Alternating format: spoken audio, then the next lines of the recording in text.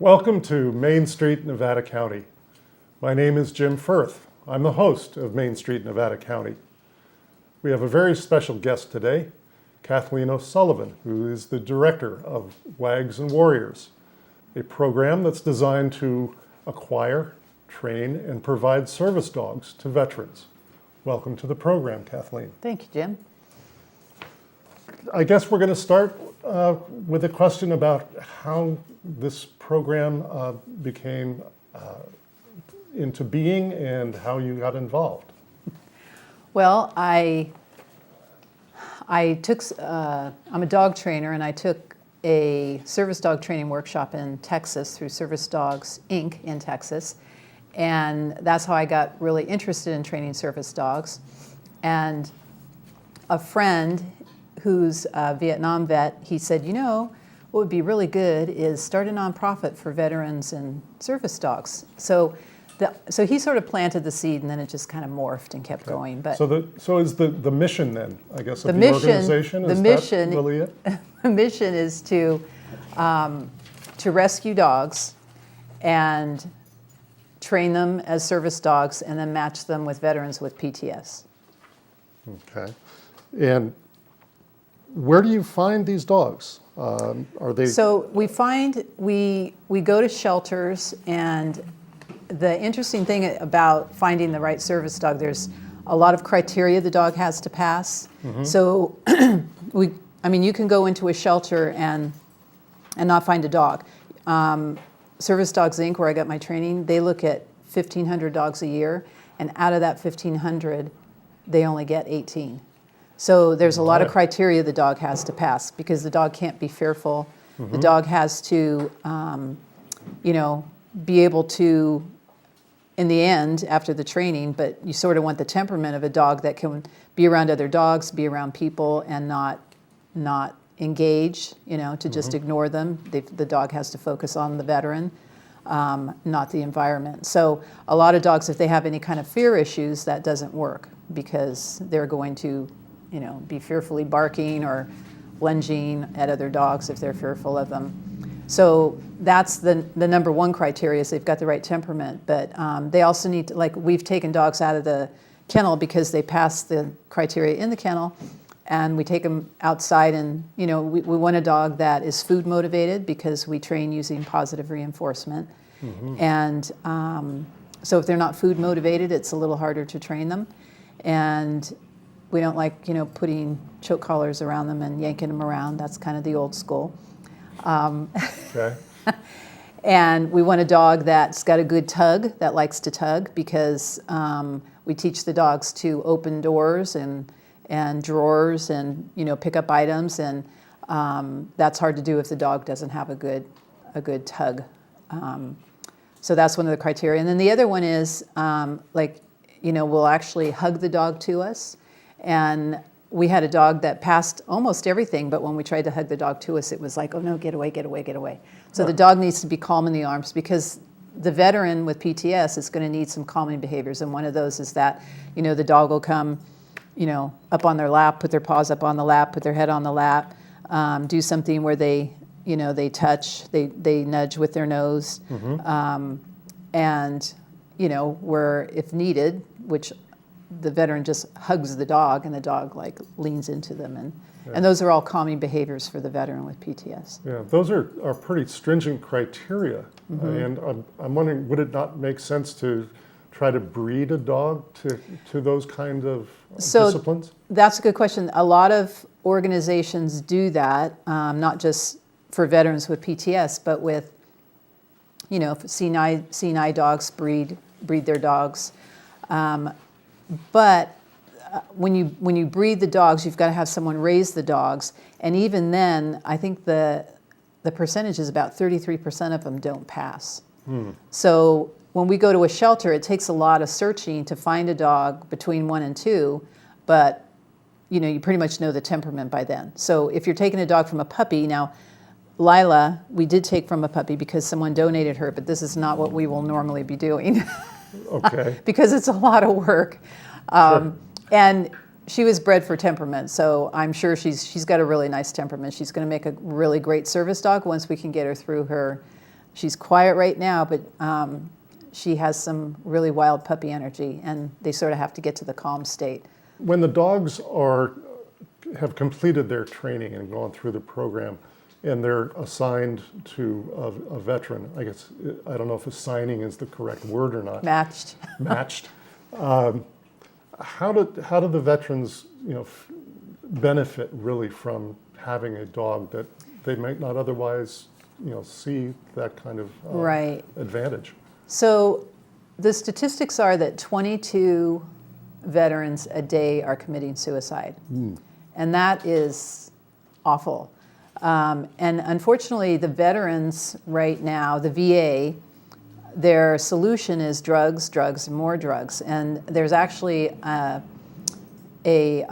bill that's trying to be passed where the VA will start paying for service dogs for veterans, because there's a lot of veterans that have been matched with service dogs throughout the country. There's a lot of groups that do this, and they take fewer meds, and the big thing is they're able to go out and function again, because what happens is they come home and they tend to isolate. I remember asking my son-in-law, who served in Afghanistan, I said, where do we find these veterans? And he goes, in bars. But a lot of them just isolate. They stay home, and even that statistic of 22 suicides, it's questionable about how many are actual suicides, because if they're taking a lot of drugs and then they mix alcohol with it, how many are actually overdosing? We have one veteran in our program who, he just wouldn't go out. He was just sat on the couch all day. And they experience a lot of anxiety when they go outside when they have PTS, and so they tend to stay in. And we trained a dog. We have a volunteer and his wife, and they train the dog, and then we put him with the vet.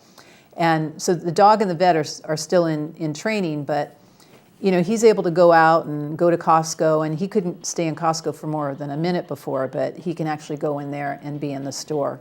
So what the dogs do for the veterans is, number one, they give them a purpose, because they need to get up and take care of the dog and exercise the dog, but it really allows them to have some not experience the anxiety they do when they go out in public. And so we teach the dog a lot of cues. One of the big ones is teaching the dog to create a safe space for the veteran, because when we're in line in a grocery store, we don't really notice people behind us, but people with PTS, that makes them very anxious, and they can get really agitated, and it's like, they just want the people to get away. So like Lila's been trained, and I work in, a lot of the local stores and grocery stores that have been really great about letting us come in and work. But I'll stand in line and I'll give her the cue to stand behind me. So she creates a big space, and so there's no way someone can get up and get close to me. And we can teach them to do, circle all the way around. We can teach them to lay down in front, lay down in back. And we can also teach them, for us to walk around a corner, or, walk past a building with windows or bushes. We think nothing of it, but these veterans who have had, these traumatic experiences, they're like on high alert all the time, and and they're like, oh, who's up there? Who's going to jump out? And so you can train the dog to actually, go around blind corners first. You can train them to go through the house and go through all the rooms so that they know no one's in the house. You can teach them all sorts of, and that decreases their anxiety and allows them to be able to go out and function again and have a life again. Yeah, that's great. And Lila, what breed is she? Lila's a purebred golden retriever, but again, our mission is to rescue dogs. So we did rescue her because, well, I guess you could call it a rescue. Someone actually donated her to us, but normally we won't be doing this. Normally we'll be going and getting, shelter dogs. Shelter dogs is our goal, to actually rescue a dog, because then they both have a new leash on life, so to speak. So different breeds are. Different have you breeds. found one breed better than another? I have to say golden retrievers and labs, or golden retriever mix and lab mix, really are the good breed, because they are food motivated. Their temperaments are usually really nice. They have good tug, and they're easy to train. They're smart dogs. You know, one of the things that we don't do at this point is we have to pass up bully breeds, so pit bulls, Rottweilers, and I have to say pit bulls actually make really good service dogs. But we're not taking on bully breeds because the public has a problem with them, and these dogs are going to be Right. out in public, and they have full public access, and a lot of people have problems with pit bulls. Yeah. So we're staying away from bully breeds. Oh, that's too bad. Quote, unquote. My wife and I had a pit bull mix. She was a wonderful dog. They're great dogs. One of the friendliest, most lovable dogs we've had. We have a lab now who is very much food motivated, as they tend to be. Yes. Does it take a long time to train? It does, you know, especially when you're teaching, like we have one veteran, we have about 10 veterans right now on our wait list. And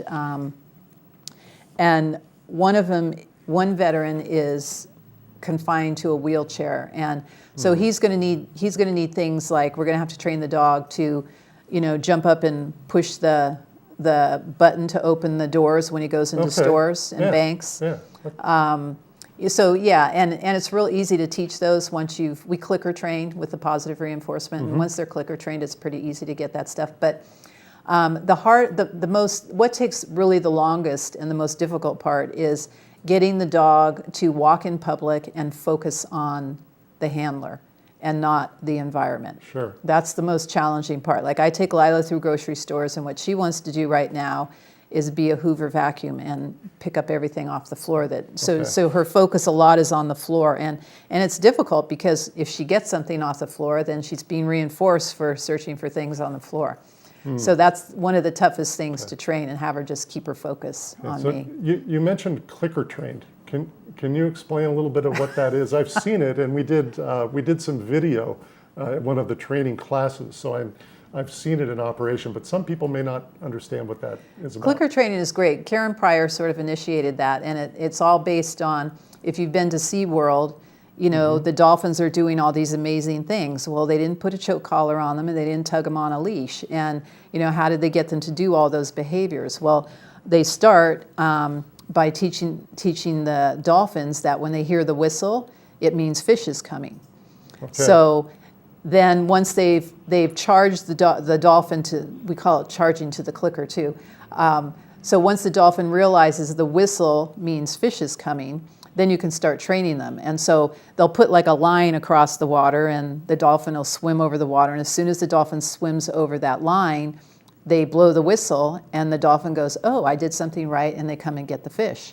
And then they'll raise the line, so the dolphin, so it's you know, you sort of, it's called chaining of events, where you start adding on. Sometimes you work backwards, sometimes you work forward. But once they're clicker trained, so like I was showing to you how I taught Lila today to pick up a credit card. Right. And what I started with was, she knows hold. I've taught her how to hold something. I'll put something in her mouth and say hold, and she'll just hold it, which easy to train on a golden retriever, not so much on other breeds, because that's what they do, right? They hold things in their mouth and they retrieve. Right. And so I started by having her hold the credit card, and then I clicked and gave her a treat, and then I moved it further on the floor, and then I put it on the floor, and then she picked it up and held it, and I clicked. So she learns that the click means, oh, I did it right, and the treat is coming. So when you're teaching new behavior, you do a lot of clicking and treating, and then eventually, once you've taught the behavior, you don't need to do the clicking anymore. So the clicking it's like a cricket sound. It's like a little cricket You're sound. just pushing I have Do one. you have one? Why don't you see if you can just do that so people can understand. So this is kind of, I like the loud one for the bigger dogs, All right. but it's just, Is it going to wake her up? Might. she's like, oh, what did I do Okay. right? I'm sleeping. No, where's my treat? Want a treat? Nah, we'll let her sleep. Yeah, she's already picked up credit cards and Yes. cords. And eating cords. Sit. Yes, good girl. And then we're going to see if we can do loose leash to the next mat. Ready? Let's go. Stay tight. And when she looks at me, I like to click and treat. So we have, obviously it takes time, takes energy, motivation on your part. training a dog, my wife and I were involved in training our lab for a while, and it was expensive, to do that. Is it very expensive for your program to operate for doing Well, the it training is. for We these have dogs? to pay trainers to train the dogs, and we're working with some volunteers who are interested in training, and so we're teaching them certain things, and then they'll work with the dogs. So it sort of depends how much of a reduced rate we can get from trainers to do it.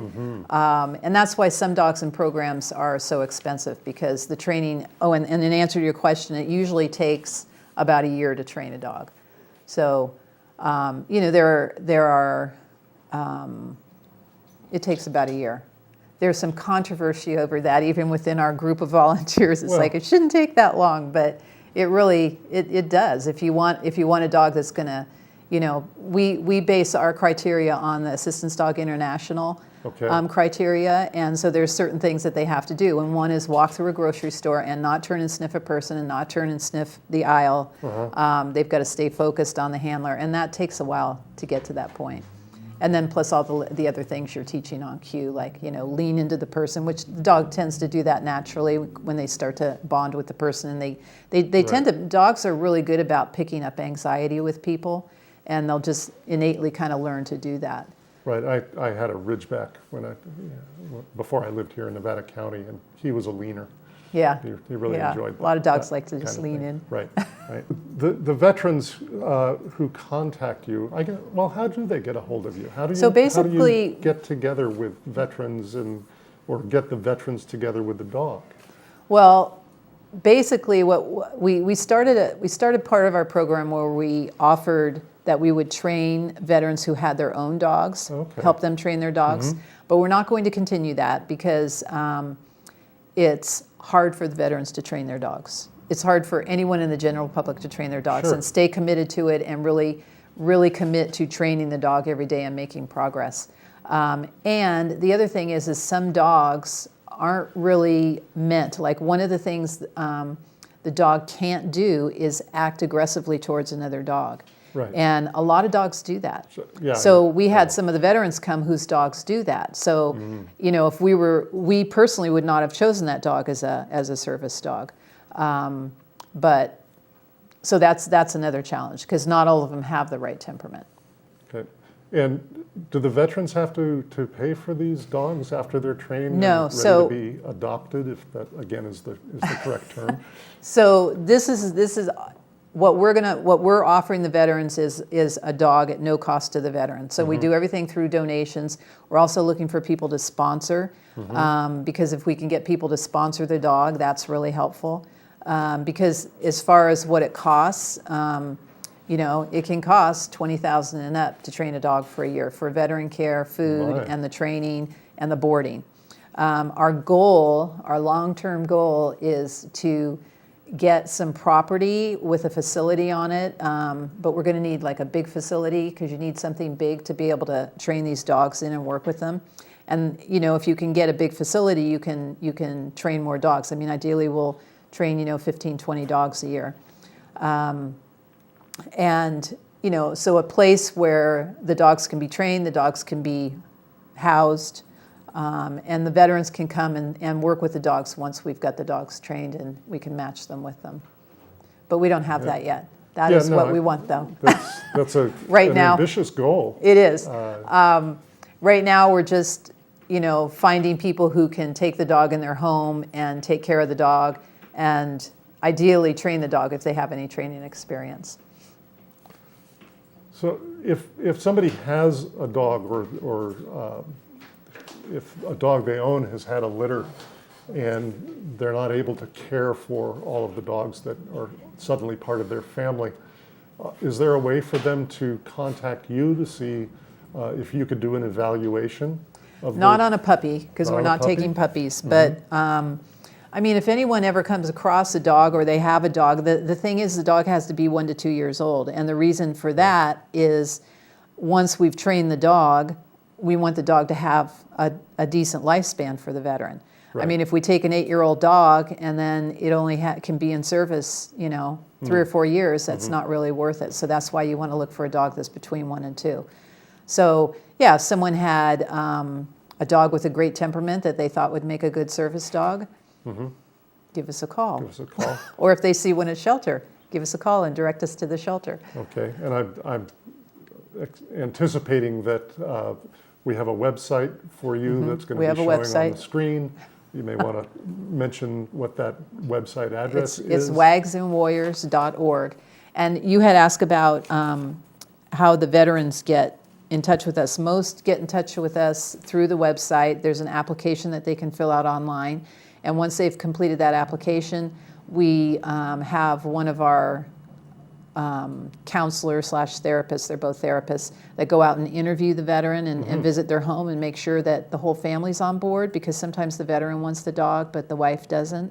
Okay. And it's really important that everyone's on board and that they've got a living situation that is conducive to have a dog.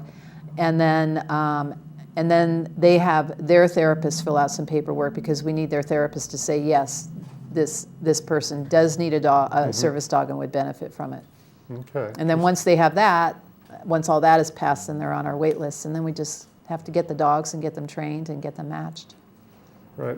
There was some conversation when we came to do the videos at the Vets Hall that you sometimes have clients who, as you've mentioned earlier, don't live right in town, but are isolated to an extent out in the woods. And I am guessing renting properties or renting homes rather than owning a place. Have you found that there are landlords that are hesitant about veterans having service dogs on their No. properties, or has that not been a problem? Even if they are, it's kind of too bad, because the American Disabilities Act, if you have to allow someone to have a service dog in an apartment or a house. It's illegal to say no. Okay. So if there's a veteran with PTS and they have a service dog, they can rent. They have full public access to. They can go in any store, movie theater, restaurant. The dog just has to be well behaved and trained. Okay, that's good information, folks, for those of you who are thinking about acquiring a service dog through Wags and Warriors or not. That regardless of what your living situation is, if you're a renter, you have the right to have a service dog in your home. Which brings me, are there other organizations in the county that are providing dogs for veterans or otherwise? Not that I'm aware of. Not that I'm aware of. There's a group in Sacramento, but there's nothing local, and so we're really focusing on local veterans in Nevada County. That's our focus. Okay. And it's, I have to say, it's like we've had, I wish I had on video when these two different veterans, when they met their dogs, it's heartwarming. It's just, they get these big smiles on their faces and they just like hug these dogs. And you can see it, it's like a match made in heaven sometimes, Sure. And then when they tell you how, they're not afraid to go outside anymore, they're not afraid to go places, and they can go out with their family, and it's really huge what these dogs can do for these veterans. Yeah, that's so nice. You mentioned a waiting list of some sort for people who want to acquire these dogs. Do you have many dogs in training now that may be available soon? We don't, because we don't have the facility. So the Oh, only okay. thing we have are Lila's in training right now. We've got another dog with the veteran in training that was being fostered by another volunteer. But my goal this year is to get Lila matched. She's 7 months old, and I'm hoping when she's a year, we'll see how her puppy energy goes, if she's still too wild and crazy. But that's 5 months. I'm hoping she'll, most of the time she's like this. 90% of the time she's like this. It's the 10% of the time that she chews through Nevada City TV cords. Yes. or does her what I call naughty behavior. But for a puppy, she's actually really good. But my hope is that we'll be able to find a couple more dogs. We're going to Homeward Bound tomorrow and hopefully partner with them and let them know what we're looking for in the temperament of the dog, and maybe they'll, think of us and call us when they get a good dog that comes into their rescue. But we do have someone that will do a board and train who's a trainer at a pretty decent price. Well, that's So yeah. And so volunteers. I mean, do you need folks to help in different we areas always of the need organization? we always need volunteers. What we really need are trainers. We also need people to help do fundraising if they love doing fundraising. We need grant writers. We have someone that's donated a lot of her time who's getting a new website up for us, and she's linking it to all the social media. But we need someone to manage that social media, like Facebook, build our fan base, because the more people that visit your social media, and it'll take them to the website, and the more people seeing your website, Sure. the higher up in Google search you get, and then that's how people see that you're out there and know that you're there.